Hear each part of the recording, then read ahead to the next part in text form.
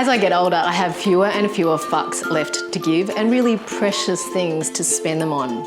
These are the dishes that I use every night to feed at least 6 mouths. Delicious food that doesn't waste any of the fucks that I still have left.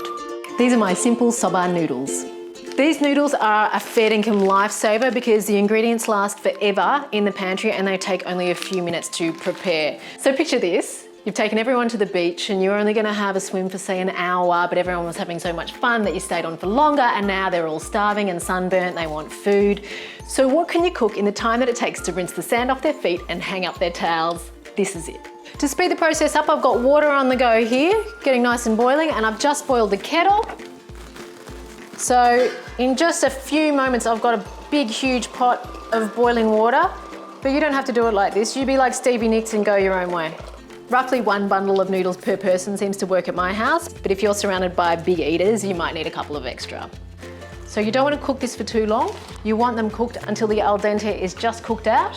And then I'm going to get onto this next stage, which you can do if you've got anything green. Spring onions are my favourite. Leek works, and just plain regular old onion works as well. You want a little touch of that oniony flavour, but remember this is 0 fucks, so if you have no onion at all, it's still totally fine.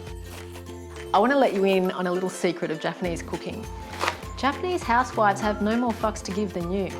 So the fact of the matter is that really good Japanese home cooking often uses pre-made sauces. It's not complicated, it doesn't require lots of ingredients, and most, like average, not even good Asian grocers will have stuff like this. Soba sauce. It's called soba sauce. There's no mystery about it, it's written in English, soba sauce. This is all you need to make a delicious soba sauce. Soba sauce. All right, so I've chopped up some spring onions. You need about a tablespoon per serve. I'm gonna put them straight into the bowl we're gonna eat from.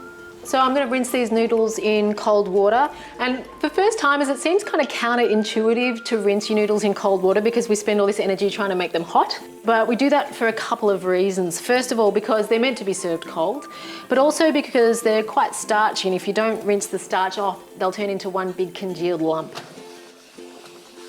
So I actually keep my hands going through this until I can feel all the heat come out of the noodles, and they're quite cold.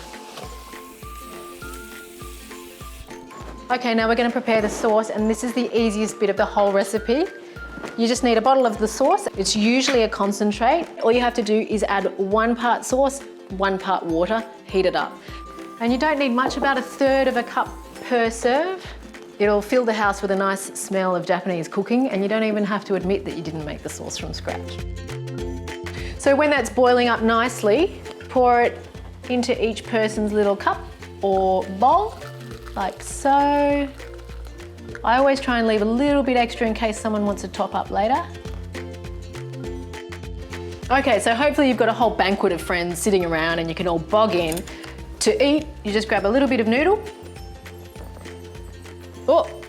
dip it in the sauce and eat it, like so. Pretty much the yummiest food with the 0th number of fucks given. Oishi, itadakimasu.